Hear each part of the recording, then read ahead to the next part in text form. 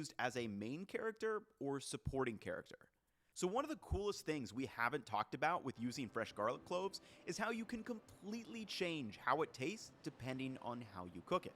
For example, here are 5 different garlic samples with completely different tastes and aromas.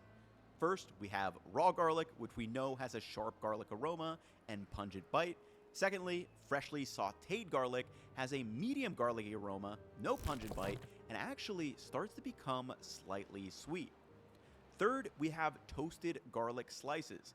These are still garlicky, yes, but also nutty due to the browning of the natural sugars. Fourth, these are confit or roasted garlic cloves, which have a very mellow garlic aroma and are very sweet compared to fresh. And far out on the spectrum is black garlic. Now, these are made by holding garlic cloves at a constant temperature of 130 degrees Fahrenheit for 2 to 3 weeks, rendering the cloves black as tar. And all of the characteristic sharp garlic flavor is gone and replaced with a molasses-like sweet and umami taste with a funky fermented garlic aroma. Now, we could probably do a whole video trying out all the things you can do with black garlic, but this really shows all the ways that the flavor of garlic can change depending on how you cook it. Now, one point of caution, you can definitely go too far because garlic burns really fast. And if you have ever wondered why it burns so fast, here you go. According to On Food and Cooking, garlic has a much higher concentration of fructose and fructose change when compared to onions. And additionally, garlic bulbs contain just 60% water compared to the 90% in onion. And both of these make garlic prone to drying out very fast, over-caramelizing the sugars and ultimately becoming burnt. Now, burnt sugar compounds like garlic fructose taste really bitter once they have gone past their caramelized state, which is why it will completely ruin and overpower the flavor of a dish. So, if you burn your garlic, in most cases, it's probably best to completely start over. Okay, so question number 1 also extends to the garlic form factor. For example, maybe a punchy granulated garlic might be what you need in a rub for barbecue. And then, after deciding that, question number 2, is the garlic flavor a main character or a supporting character? So in the first 2 experiments, I would say we're using garlic as a main character. And to define that, I mean, I can clearly pick out the flavor of garlic. For example, even though there are several components in the panzanella salad, I'm really after that pungent bite, which only fresh garlic can provide. Additionally, in the aglio e olio test, it's really just garlic and the parsley. Now, other main character recipes could be garlic bread, garlic flavored hummus, garlic vegetable stir fry, or a garlicky rice. However, in most recipes, garlic is typically used as a supporting character, where we want the aromatic qualities, but it's not the main flavor. So think about using sauteed garlic for a soup, stew, or chili, adding cloves of garlic to a braise, using garlic powder in a spice mix. And the question is, does it make a difference if you use prepared garlic like powder or tube in place of fresh in a dish where it's just playing a supporting role? Well, ladies and gentlemen, this is the final taste test where we are making dania or cilantro chicken, which is a recipe I've been meaning to try out for a long time and thought this was the perfect occasion. So as a cilantro lover, I've been waiting to try this dish and I thought, let's make it a taste test. I think they're all gonna be really, really good, but I'm curious, is there actually a difference between the fresh, the paste, and the granulated garlic? And how significant is that experience? Let's give it a taste. For this test, I made 3 identical batches of cilantro chicken, except with different garlic applications. I got rid of the jarred garlic completely, and I'm using fresh garlic, tube garlic paste, and granulated garlic. The garlic is used in a ginger and lemon mixture that is rubbed directly onto the chicken before cooking. So I set a bowl over a blender and added a 4-inch piece of ginger cut into chunks, the juice from 1/2 of a lemon, and a pinch of salt before blending that together into a paste. I then added the ginger mixture to my garlic candidates, fresh grated garlic, tube of paste, and the granulated, which will hydrate it once it comes together. Then I grabbed out 2 boneless chicken thighs each and added the ginger garlic mixture to the exterior. And as you can see, this is a very different use case for garlic because we haven't even made the sauce yet. For the sauce, get out the blender and add 2 Roma tomatoes chopped up, a couple of green chilies, a squirt of tomato paste, and half a bunch of cilantro, and lastly, some salt before blending that into a nice puree. Now, it doesn't look pretty, but this sauce is incredible in the cooked product. At the stove, I set 3 pans over high heat and added some neutral oil. Once hot, I added the garlic ginger pieces down and seared them. And as you can see, we are getting some nice roasted and toasted flavors of garlic, which are much different than the aglio e olio test. But more importantly, this cilantro sauce right here is the main flavor. After the chicken is seared, I poured the sauce over the chicken and let it bubble and reduce down. After a few minutes, the last step is to add some whole plain fat yogurt, which makes the sauce creamy and really rounds out the flavors. Then you just let that cook down until it's reduced. I chop the chicken into pieces and let's assemble. I added rice to 3 different bowls before adding on the cilantro chicken and a little fresh sprig of cilantro too. And with this test, I'm looking to answer this. 1, do the dishes taste any different? And more importantly, if so, how different are they? I'm just enjoying it so much. I'm like kind of forgetting to, can I actually like tell a difference?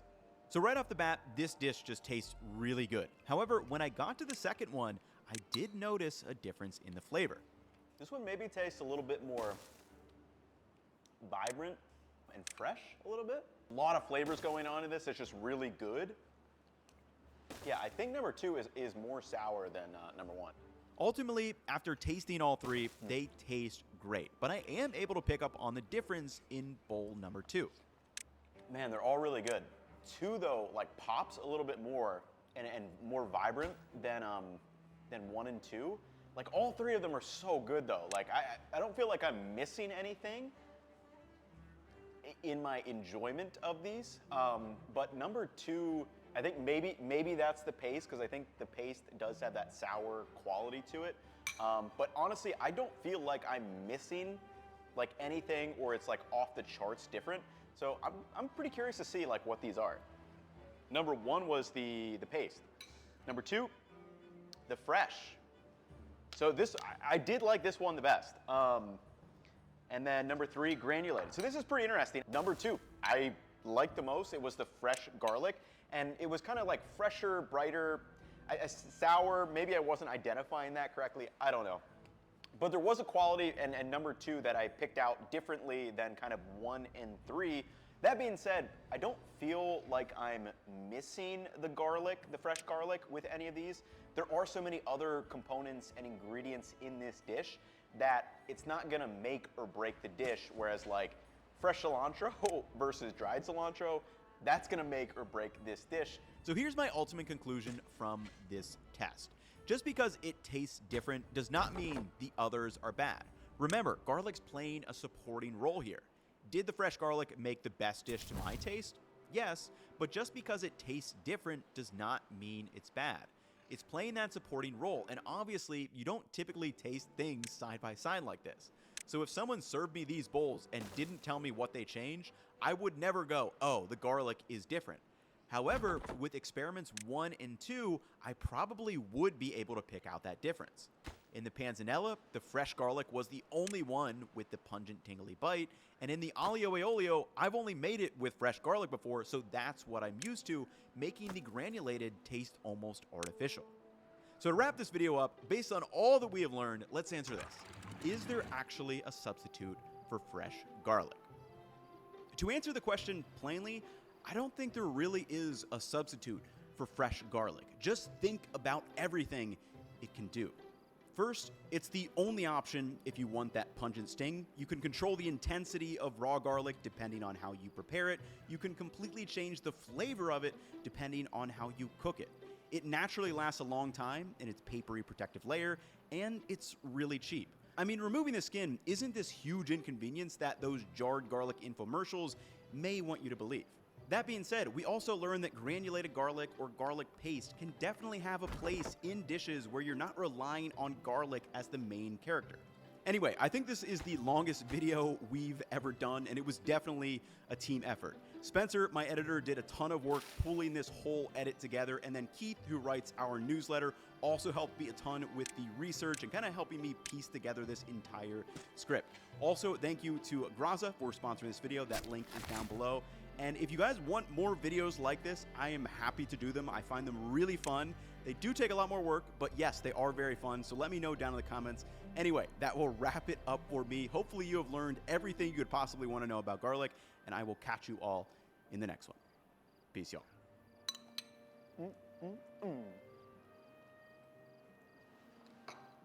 I don't know which one I want to finish first.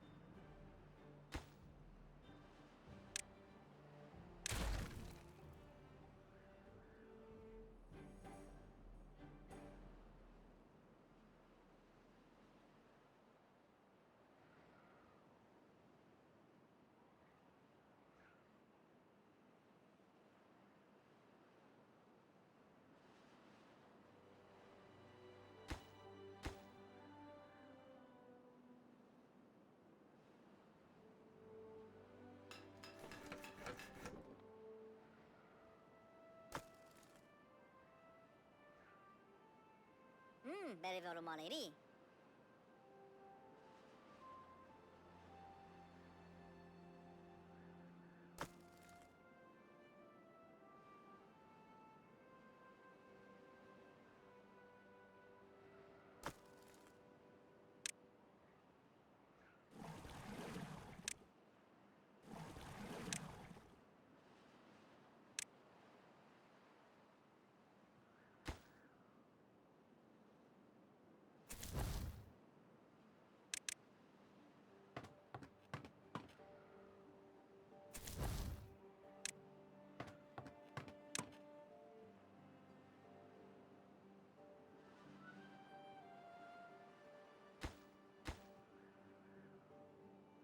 Very go.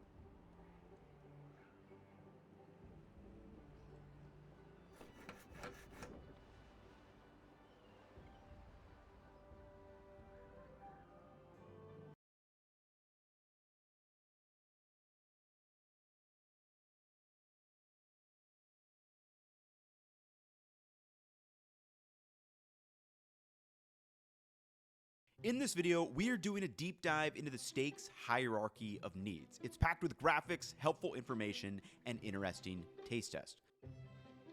So why does this video matter? Well, steak is probably the most talked about and argued about food on the planet.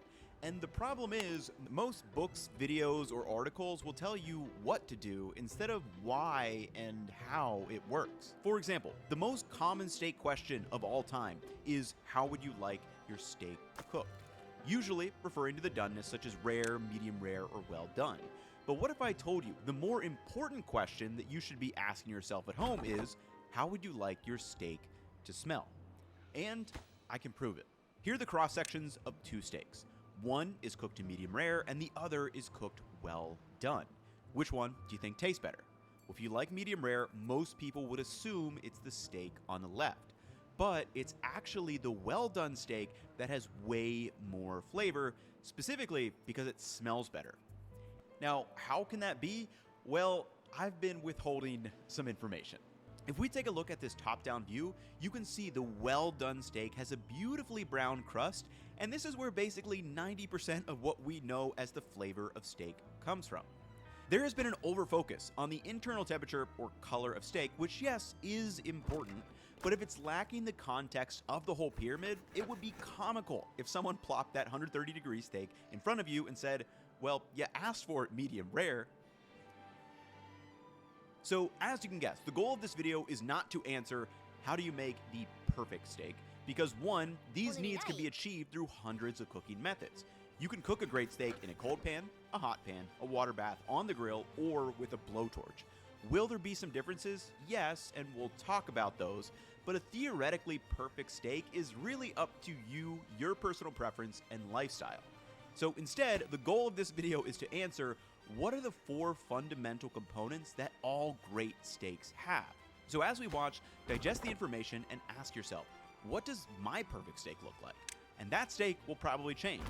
For example, I love charcoal grilled steaks, but if I'm making a weeknight steak for myself, there's no way I'm busting out the charcoal grill for one, but if some family and friends are coming over, it's game on. Maslow can show you how to become a self-actualized person, but after watching this video, you'll learn how to make self-actualized steaks. So we begin our journey at the bottom of the pyramid with the Maillard reaction. This is also known as browning, and is probably the most important food reaction in human history. Let me explain. Whoever that first ancestor was that accidentally or purposely dropped some prehistoric meat on the fire for the first time was not thinking about, oh, let me cook this to a perfect medium or medium rare. No, they were probably losing their minds at the smells coming off that meat because they just experienced the Maillard reaction for the first time. And this reaction is responsible for almost all of our favorite foods today. Roasted coffee, fried foods, a brown loaf of sourdough bread, or the crust on any cut of meat. And this is the reaction that really turns raw meat into what we identify as steak. So naturally, we have 2 questions to answer here. First, how does the Maillard reaction make steak taste so good? And secondly, what's the best way to brown a steak at home? So at a high level, these 6 properties make up the flavor of food: taste, aroma, texture, the physical reaction, sight, and the human element. And for the Maillard reaction, it really kind of hits all 6 of these in some way.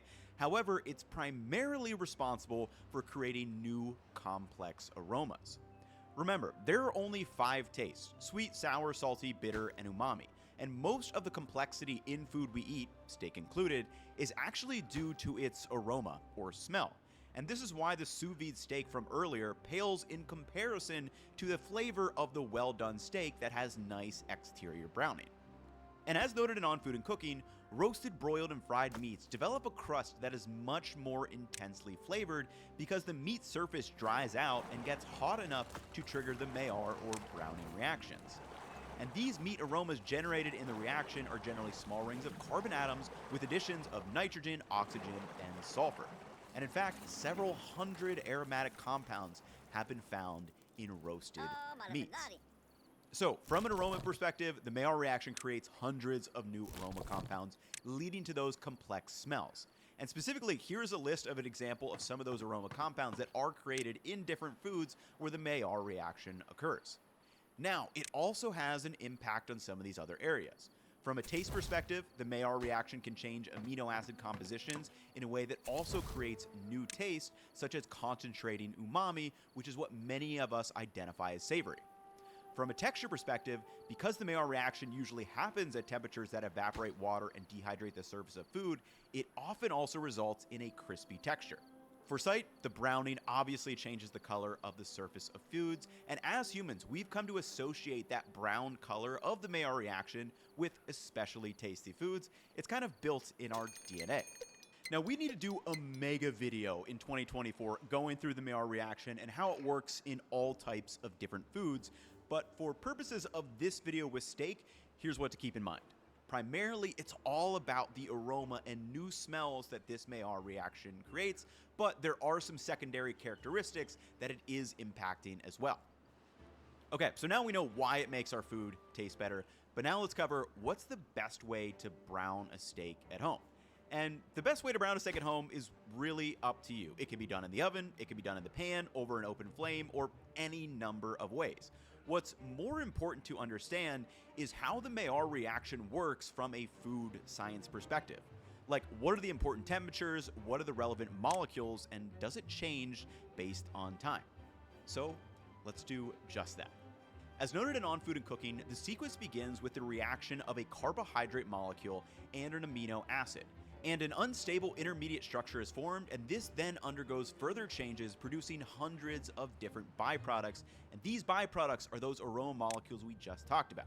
Now, for this reaction to happen, it needs high temperatures. Remember, the boiling point of water is 212 degrees Fahrenheit, or 100 degrees Celsius, and for browning to occur, it actually needs to dry out the surface of the food completely so we can raise it beyond that boiling point temperature.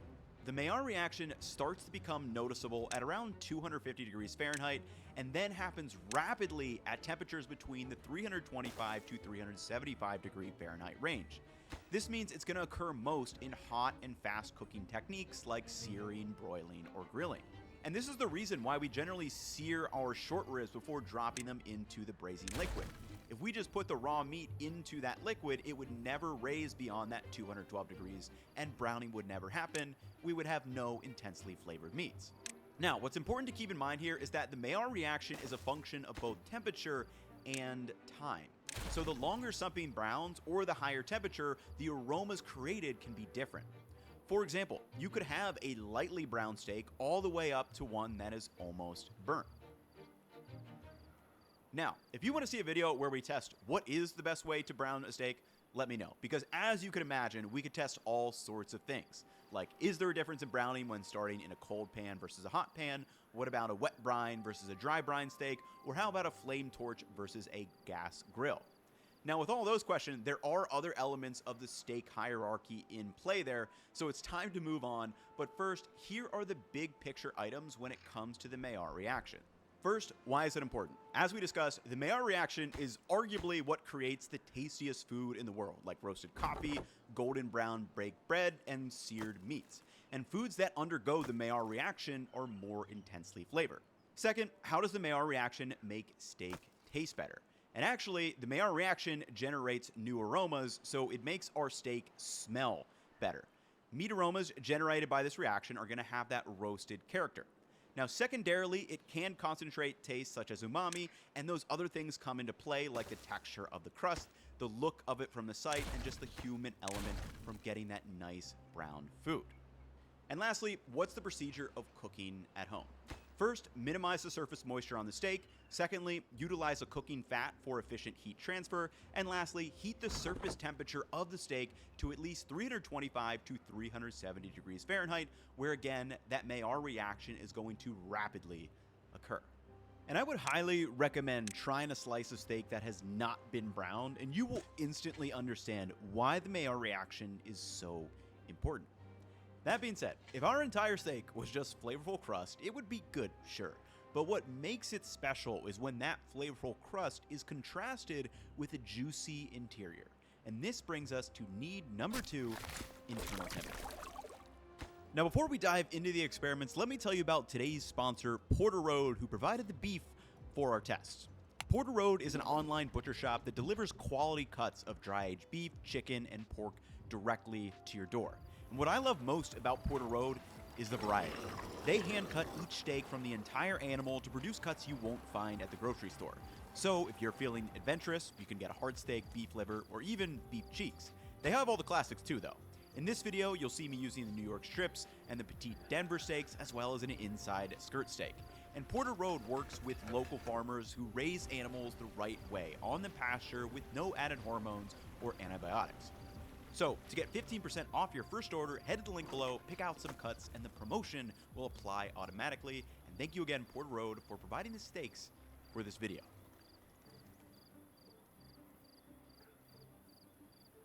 As I alluded to earlier, the doneness or color of your steak is probably the most argued about item when it comes to the world of cooking, and it all has to do with the internal temperature.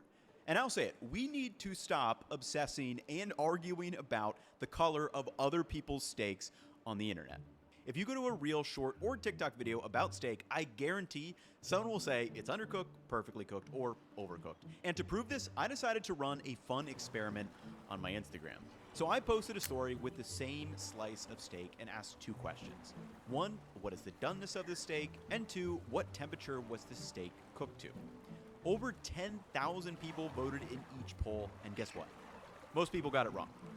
37% considered this rare, 42% considered it medium rare, 27% of people thought it was cooked to 120 degrees Fahrenheit, and an overwhelming 56% of people thought it was cooked to 130 degrees Fahrenheit.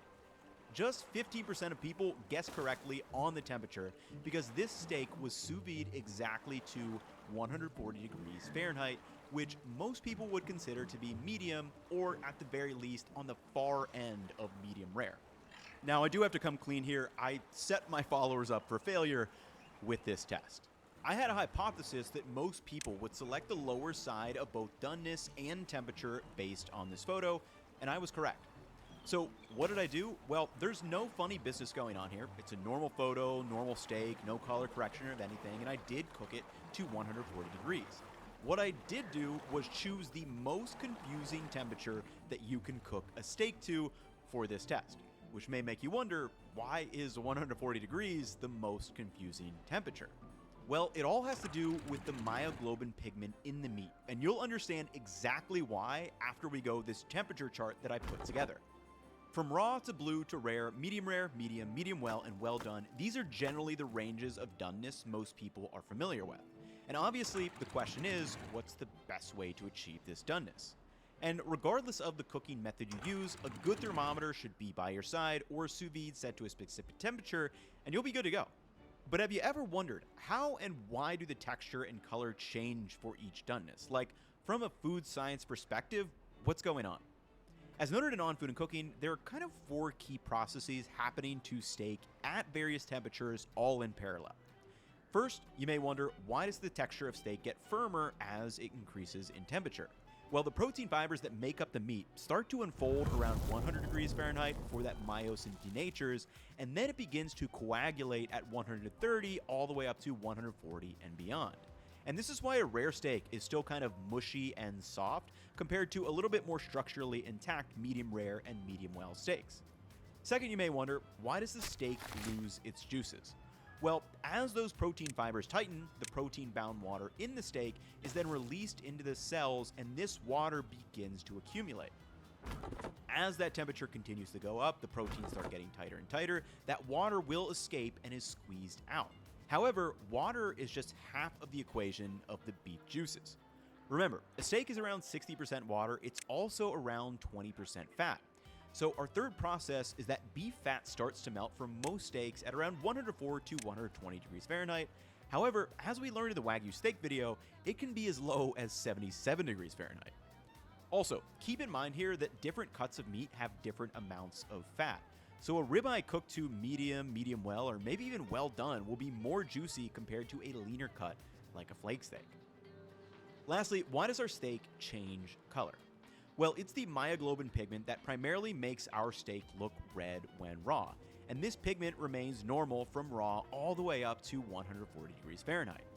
At this temperature, the myoglobin will begin to denature though. So at 141, 142, 143, and beyond, the reddish pink that we like begins to go to kind of a lightish gray before completely gray at 155, 160, and above. And as you can guess, this is why 140 is probably the most confusing temperature I could have chosen for the Instagram photo. At this temperature, the myoglobin pigment is still working, so the steak looks very pinkish red from edge to edge, which is the color most people associate with a rare, medium rare steak at a temperature of 120 or 130 degrees.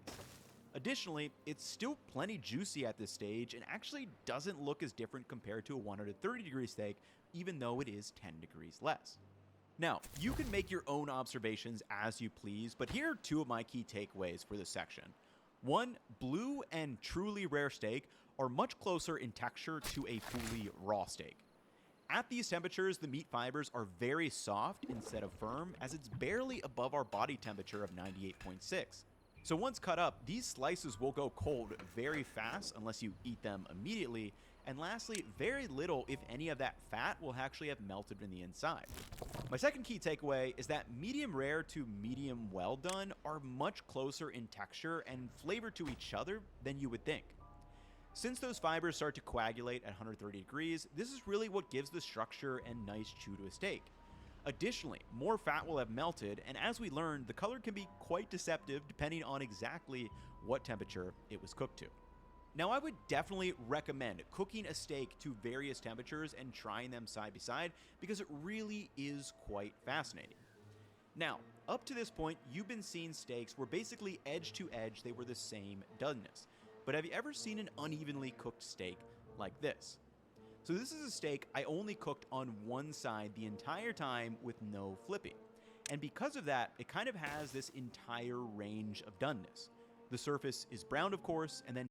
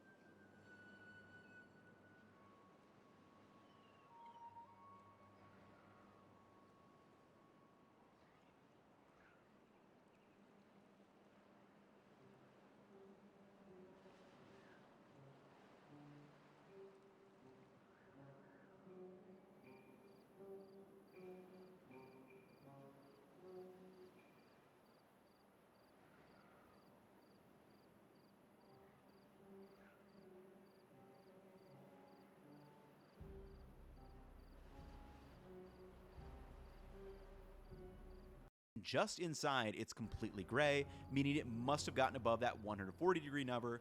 Then it's blending together in the pinkish red of the medium well to medium, medium rare, and then rare. And obviously at the far edge away from the heat, it's still completely raw. And this right here is why flipping a steak is very important, and also why sous vide has an advantage in getting edge to edge the same doneness. Since the water is the exact temperature of the entire steak, it slowly heats the whole steak to that same temperature. On a pan, on the other hand, you'll generally at least have a little gray banding due to the surface cooling that's happening on the other side of the steak while the pan side is down, getting hammered by 400 degrees.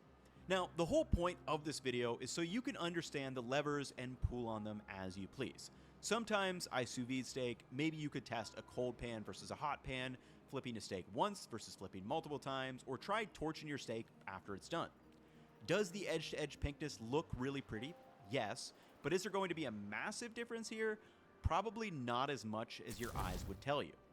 As I alluded to in the intro, I think there's an overfocus on the color or doneness of the steak, so let's zoom back out from internal temperature.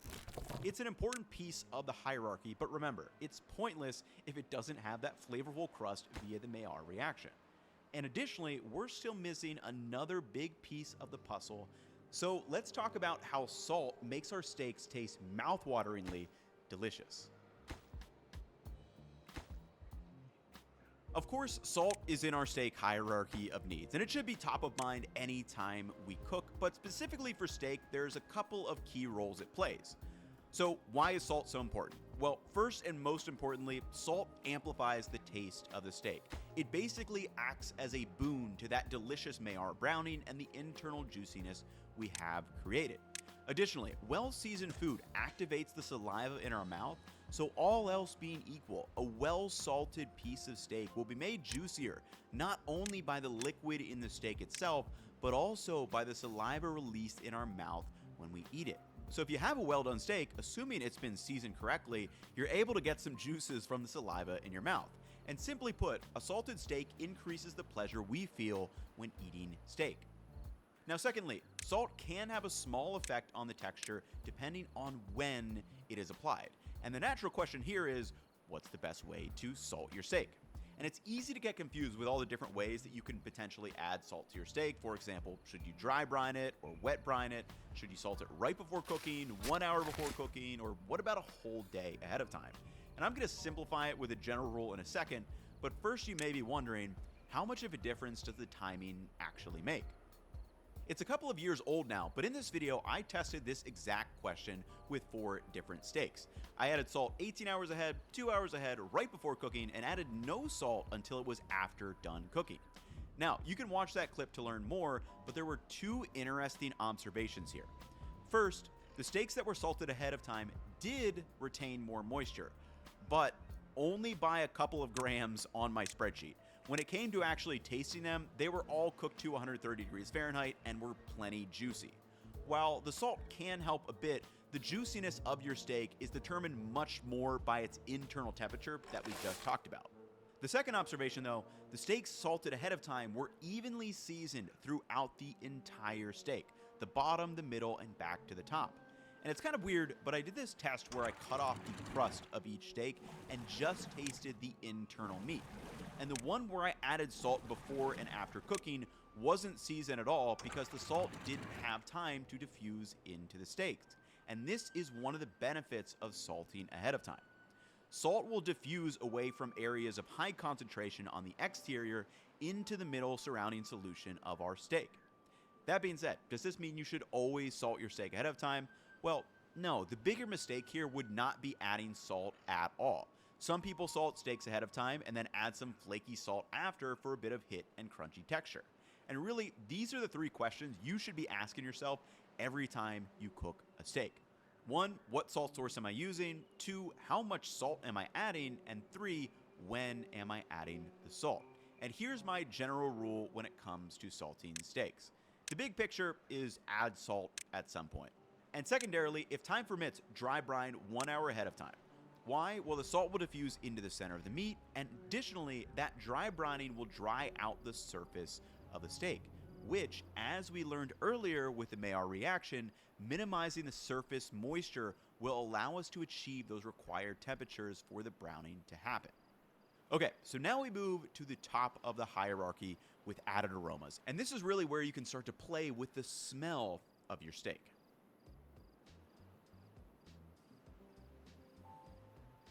Amazing steaks can be made with just the Maillard reaction, internal temperature, and some salt. But added aromatics might be one of the most unexplored areas when it comes to steak. Remember, most of what we actually experience as flavor when we taste food is really the smell or hundreds of aroma molecules that we are experiencing with our nose. In the first need, we learned how the Maillard reaction creates those delicious aroma molecules that we really identify as the flavor of cooked steak. When it comes to this section though, think about it this way. What external aromas do I want to add to my steak? Do I want the aromas of black pepper, my favorite spice rub, fresh garlic and rosemary, or that signature grilled flavor? And all of these can completely change how you experience the smell of a steak. And I think I want to do a follow-up video here just testing questions I have related to this category, but here are a couple of questions we'll explore in this section. First, can you actually taste the butter in a butter-basted steak? Secondly, is there an easier way to add garlic and rosemary aromas instead of messing around with that whole basting thing? And then 3, from a food science perspective, why does grilled steak taste so different from pan-seared ones? And I did a side-by-side test on the last one, and it's seriously so cool how you can instantly pick up that distinctive grilled flavor. That's got to be a charcoal grilled steak. Immediately, you pop it in your mouth, you just get hit with all this aroma of like charcoal grilled vaporized meat juices. But first, we need to talk about the 4 categories that can influence the aroma of steak. First off is the type of steak, for example, think Wagyu versus American beef. Secondly is the cooking fat, for example, butter versus a neutral or olive oil. Third are the added aromatic ingredients. These are your fresh garlic, rosemary, or your favorite spice rub. And lastly, we have the heat source, such as grilling versus a pan. And what I'm curious about here is what category makes the biggest difference in the aroma of our final product. Because the more that I've learned about it in making this video, I'm not sure that the cooking fat may play all that important of a role. Have you ever wondered why a ribeye from 2 different cows can taste so different? Or conversely, why does a filet mignon taste so different from the ribeye if they are cut from the same cow? Like, what inside the steak is making the flavor different? So in general, a steak is made up of 3 molecules: water, protein, and fat. For example, a ribeye is about 55% water, 23% protein, 22% fat, and a filet mignon might be 56% water, 27% protein, and just 17% fat. So the water really doesn't smell or taste all that strong, and as we learned earlier, the proteins on the surface are used for the Maillard reaction to create hundreds of new aroma molecules, and that leaves us with the fat. And as noted in On Food and Cooking, it's largely the contents of the fat tissue that give beef, lamb, pork, and chicken their distinctive flavor, which are composites of many different kinds of aroma molecules in those fats. And as we learned earlier, the browning on the steaks is mostly what creates those aromas we identify as meaty or beefy. But even if you had a sous vide steak with no browning, the ribeye would still taste a little different than that skirt steak due to the breakdown of its unique makeup of fats and proteins. Now, that explains why different cuts of a steak from the same cow taste different, but it can also be used to explain why the same cut from different cows can taste so different. For example, as we saw in the Wagyu ground beef breakdown, an A5 Wagyu ribeye could be in the range of 45 to 60% fat. So it is both the amount of fat in the cut and also the type of fat in the cut. And here's an example of factors that can influence the fat content and fat flavor of beef. This includes the breed of the cow, the age of the cow, and how it's raised, such as what it's fed on, grass versus grain-fed, where it's raised, and how it's treated. And obviously, we could do tons of video experiments with these. I'd love to do it at some point, looking at A3 versus A5 Wagyu, or grass versus grain-fed to see how different they are. But I really want to spend the rest of this video focusing on the next 3 categories, because I don't think these have been talked about enough, and they could potentially have a massive difference in how your steak smells at home.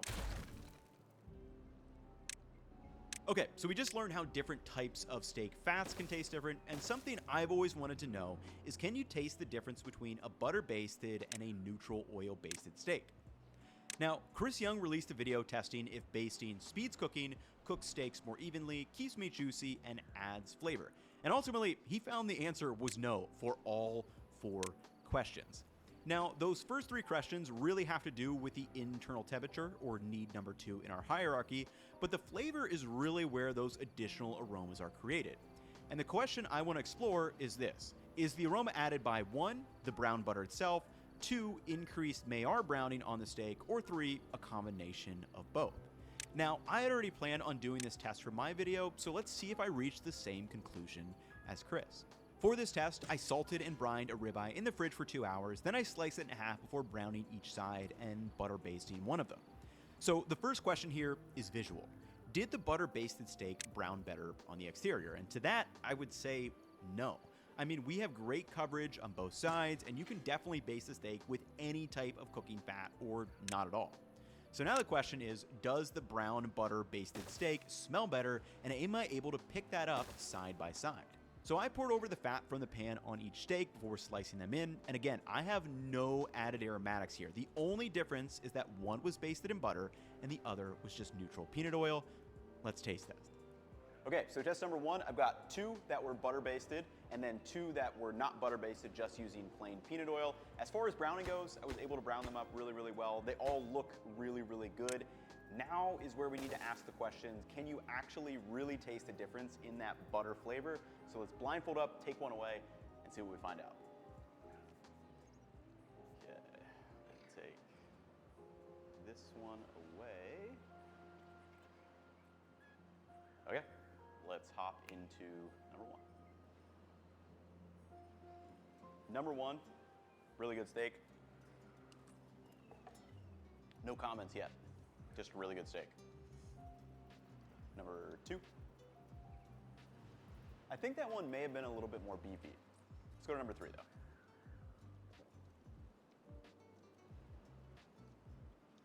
I don't know. I'm gonna come back to number one. Wow, is that hard? Man, this is tough. Because the only thing, like, the fat itself is not going inside the steak. So really it's only the crust that's different. And it's hard to isolate that in this test. Like, you almost need to bite straight down so the crust is the first thing that hits your tongue. There's a great crust on all of them. They all taste really good.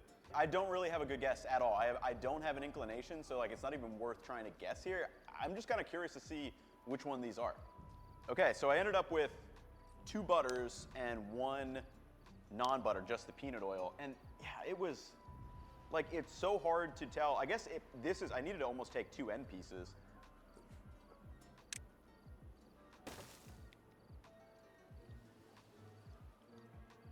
Yeah, even after tasting those side by side and knowing what they were, I would not be able to tell you that like one was cooked with butter and one was not.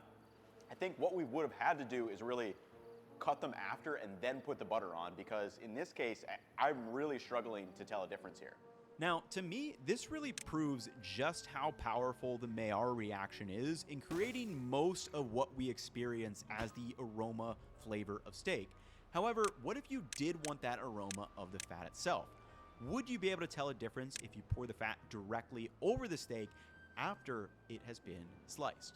Well, we're gonna give that a try in the next experiment for category 3, the aromatic ingredients. Adding aromatic ingredients are one of the best ways that you can play with your steak. One of the most common things we all do is add some freshly cracked black pepper, but this also includes your spices, herbs, or aromatics like garlic, shallot, or onion. And the more I do this, I realize the timing of aromatics is super important here. And the question that you should ask yourself is, when am I adding the aromatics? So why is this timing so important? Well, it's because the aroma molecules are volatile. We've touched on this before, but in general, aromas have top, middle, and base notes, and the top and middle notes are usually volatile and react with air, light, and heat, meaning they are the first to appear and be smelled by our nose, but they also disappear fast too. So if you want the top notes of black pepper, it's better to fresh crack them right after the steak has been cooked, rather than cooking it on the steak beforehand. One is not good or bad, they're just different. Now, another common way we implement aromas into steak is with a fat source such as butter-based. So why do we use a fat? Well, most of the aroma molecules in spices, herbs, or aromatic vegetables are fat soluble, meaning they will dissolve and help transport those flavors to our steak via the fat rather than being lost into the air. And this is where our testing comes into play. I want to know this. Can you tell the difference in timing the aromatics? So for this, I prepared 3 steaks. I butter-basted one with garlic and rosemary in the beginning, kind of like the classic status quo way. Secondly, after cooking the steak, I melted butter and infused it with garlic and rosemary in the pan. Then, learning what we learned in the prior experiment, I actually poured it directly over after slicing. Lastly, I rubbed some fresh garlic and rosemary on my steak as it went resting, and as you can guess, we have some pretty different timings here for our aromatics. The first steak has been cooked with the aromatics the longest, the second one was cooked a little bit, and then the third was not cooked at all. So how different will these be? Well, let's taste test. So we've got the classically basted steak here, the rosemary oil drizzled over it, and then this one was just kind of hit with the garlic and rosemary right at the end. Basically no cooking at all. I'm very, very excited to see if there are actually differences here in this test. Now, you totally could triangle test these, but since the fat is added after it's been sliced, texturally, I'm just gonna know what that one is. So really, I just wanna mix these up and spin them up and just see how much of a difference there actually is here. Steak number 1. That one's really good. I mean, you can tell it's got some aromatics added into it in addition to just searing up. Let's go to number 2. Oh yeah, It's pretty crazy how big of a difference there is between 1 and 2 here. Immediately, you get hit with that rosemary, just right up in my nose. I love that. Oh man. All right, number 3.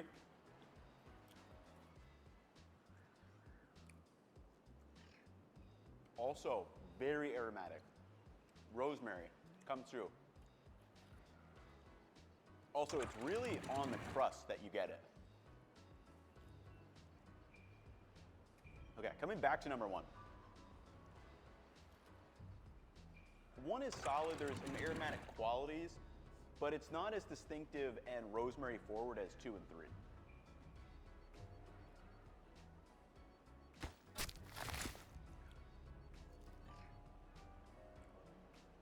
So I'm gonna make my guess here that number 1 is the classically butter-basted one. Number 2 is with the oil added straight to the beef. And number 3 is gonna be the one that was kind of thrashed on the outside with that rosemary. And I'm gonna blindfold up, and if I am right, I'll tell you how I came to that conclusion because I think it's pretty obvious. Okay, so we have the purple is the classically basted one.